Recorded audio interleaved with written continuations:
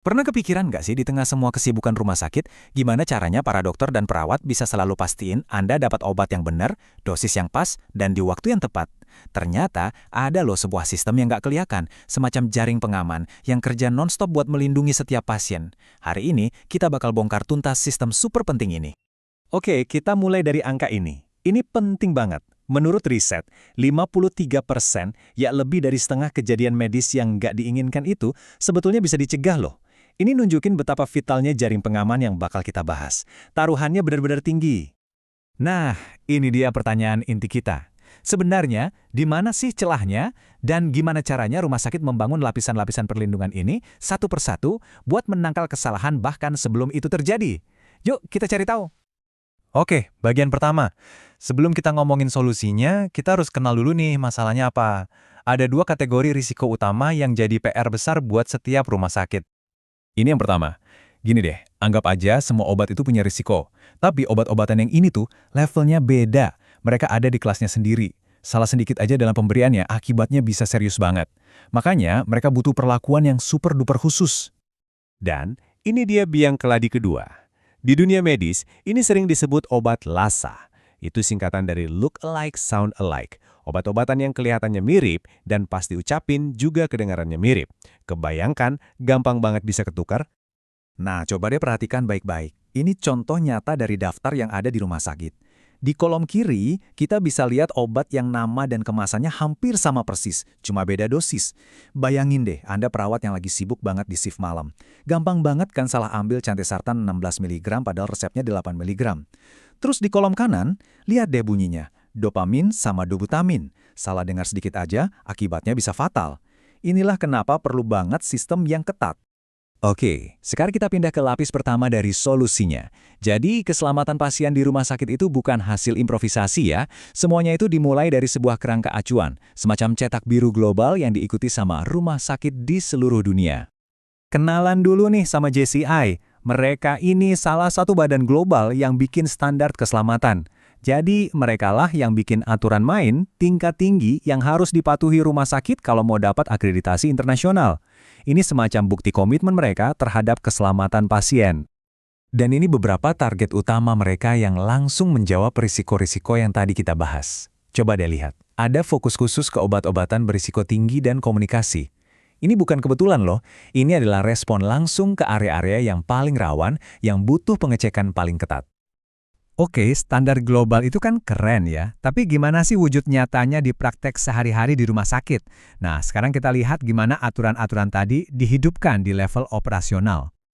Nah, disinilah jembatannya. Sasaran JCI yang sifatnya umum tadi diterjemahkan jadi kebijakan rumah sakit yang super detail dan bisa dijalankan. Jadi, dari yang tadinya cuma apa yang harus dilakukan, sekarang jadi jelas bagaimana cara melakukannya dengan aman. Dan slide ini nunjukin detailnya dengan jelas banget.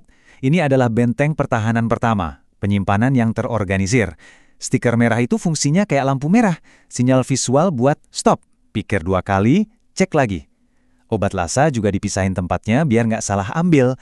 Bahkan, metode FISFO dan FFO yang masuk duluan keluar duluan, yang kedaluarsa duluan keluar duluan, dipakai buat mastiin obatnya selalu dalam kondisi terbaik. Semuanya dirancang buat meminimalkan kesalahan manusia. Nah, ini dia poin krusialnya. Sistem ini nggak cuma ngandelin label, tapi juga manusia. Pengecekan ganda atau double check itu aturan emasnya. Dan kata kuncinya di sini adalah independen. Artinya orang kedua itu ngeceknya bukan cuma sekedar ngelirik terus ngangguk ya. Dia harus melakukan seluruh proses verifikasi dari nol. Baca resepnya, ambil obatnya, cek dosisnya, seolah-olah dialah yang pertama kali nyiapin. Ini jaring pengaman manusia yang kuat banget. Aturan ini diambil langsung dari panduan rumah sakit. Dan ini tegas banget. Kenapa? Soalnya resiko salah dengar itu tinggi. Kata 15 bisa kedengeran kayak 50. Dengan mewajibkan semuanya tertulis, keraguan-keraguan kayak gini bisa dihilangkan. Aturan yang simple, tapi dampaknya buat keselamatan luar biasa. Kita udah bahas sistem fisik dan prosedur. Tapi itu semua bisa sia-sia kalau manusianya nggak sinkron. Sekarang kita bakal bahas mata rantai yang paling penting, tapi sekaligus yang paling rapuh, komunikasi. Ini dia momen kritisnya, saat satu tim perawat selesai tugas dan tim berikutnya ngambil alih. Semua informasi penting soal kondisi pasien, obat-obatan, dan rencana perawatan, semuanya harus dipindahkan dengan sempurna. Kalau ada sedikit aja informasi yang hilang, wah itu bisa berbahaya. Data ini nunjukin fakta yang menarik. Dulu, waktu perawat serah terima di ruang perawat, tingkat kepuasan pasien cuma sekitar 70%. Tapi lihat deh apa yang terjadi pas serah terimanya dipindahin ke samping tempat tidur pasien. Kepuasannya loncat jadi lebih dari 88%. Kenapa bisa gitu? Soalnya pasien jadi dilibatkan. Mereka jadi bagian dari proses pengecekan, bisa ikut dengerin, nanya, dan mastiin semua detailnya benar. Nah, biar serah terima itu lancar, para tenaga medis pakai alat bantu kayak SBR ini. Anggap aja ini semacam checklist buat percakapan penting. Kerangka kerja ini maksa komunikasi jadi lebih terstruktur. Gak ada lagi obrolan yang ngalor ngidul, cuma informasi krusial disampaikan dengan jelas, dan mastiin gak ada yang kelewat. Oke, kita udah lihat semua sistem yang dibangun rumah sakit. Sekarang, kita sampai di bagian terakhir dari jaring pengaman ini. Dan bagian ini adalah Anda, sang pasien. Jadi, inilah rangkumannya. Keselamatan itu bukan cuma satu hal, tapi berlapis-lapis. Mulai dari standar global yang ngasih tahu apa yang harus dilakuin, turun ke protokol rumah sakit yang detail tentang bagaimana melakukannya, didukung oleh komunikasi yang jelas antar siapa aja yang terlibat, dan terakhir, divalidasi oleh Anda sebagai pemeriksa terakhir. Ini pesan yang paling penting dari semuanya. Anda yang paling tahu tubuh Anda. Anda tahu obat apa yang biasanya Anda minum. Kalau misalnya ada perawat datang bawa pil yang kelihatannya beda atau Anda nggak yakin obat itu buat apa, tanyain aja. Pertanyaan simpel kayak, maaf sus, bisa tolong jelaskan lagi nih obat untuk apa? Itu adalah hak Anda. Anda bukan mengganggu, tapi Anda sedang menjadi bagian dari tim keselamatan. Pada akhirnya, jaring pengaman terkuat itu adalah kerjasama antara tim medis dan pasien yang aktif dan peduli.